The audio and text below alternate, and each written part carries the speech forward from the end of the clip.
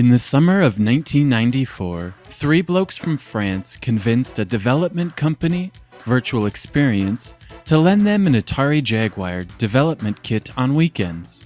So in between college and real life, the three of them stayed up all weekend, coding what would later become one of the finest 2D racing games of all time, working from the bedroom of one of their homes. 6 months later, they received the development kit full-time, and Atari agreed to publish the title. On July 5th, 1995, 12 months after the project began, it was released to the world. So what is the greatest game in the Atari Jaguar library?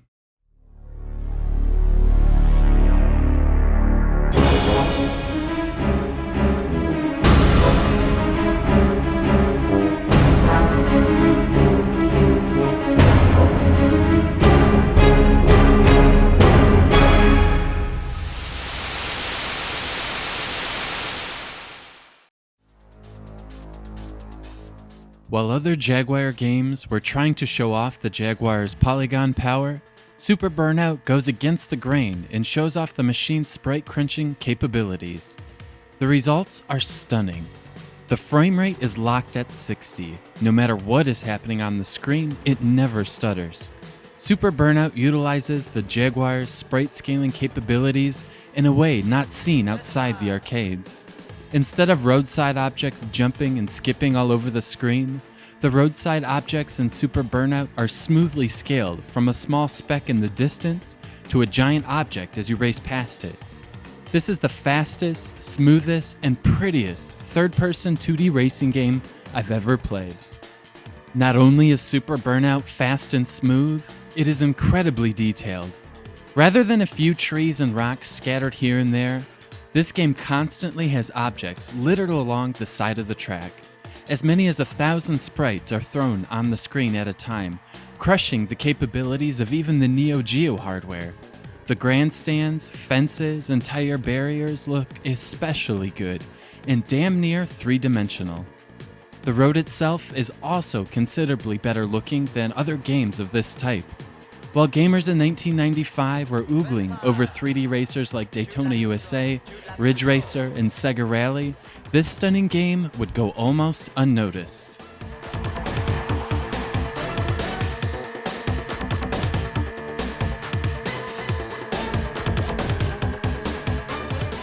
Complementing the excellent graphics are excellent controls. There are 6 bikes and a 7th one accessible via cheat code available to race. They are rated on grip, acceleration, and top speed.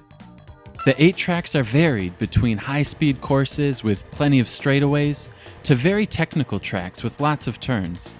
Each track has 1 or 2 bikes which excel at the course, while other bikes struggle to keep pace.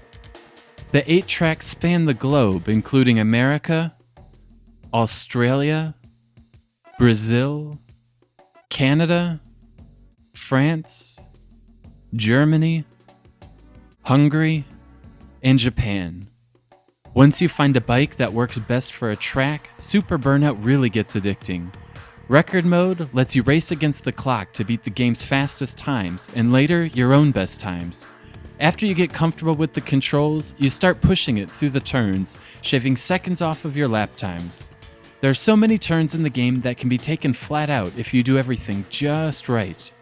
If you enjoy doing time trials in games like Forza Motorsport or Gran Turismo, you'll appreciate how fun this can be.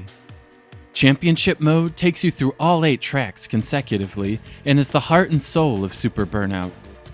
Because each track is so varied, and you can only select 1 bike to race in the championship, you must experiment with all of the bikes to determine which one offers the best compromise between all 8 tracks. Even after playing this for the past couple of years, I still have yet to get an A rank in the championship mode with a standard bike. And I'll continue to play it for years to perfect it. It's that good. Ready, set, go!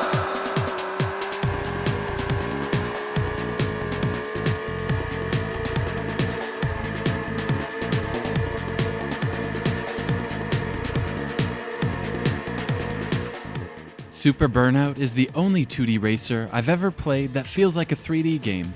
Most third-person racing games feel like you are just pressing the left and right button as the graphics beneath the car change direction. As you race along the tracks in Super Burnout, you get a sense of where you are on the track and what's coming up next. The excellent graphics and handling help cement this feeling.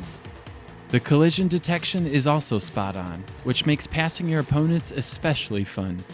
Even if you mistime your pass, bumping into an opponent won't make you explode. Instead, you lose some speed and get another chance for a pass in the upcoming corners.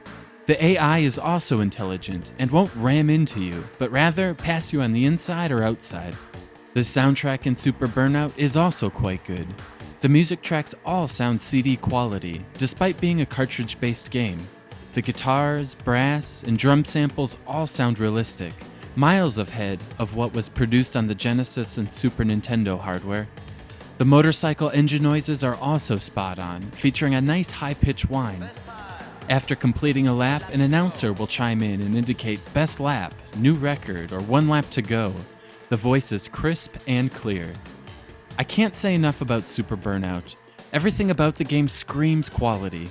While the game wasn't the system seller Atari so desperately needed, it is a bright spot on the Jaguar's otherwise underwhelming game library. Racing fans will appreciate the fine control and excellent track design. Casual gamers will appreciate the high-speed visuals. This game is flawless, and why I put it ahead of titles like Alien vs. Predator and Tempest 2000. Super Burnout gets a perfect 5 out of 5.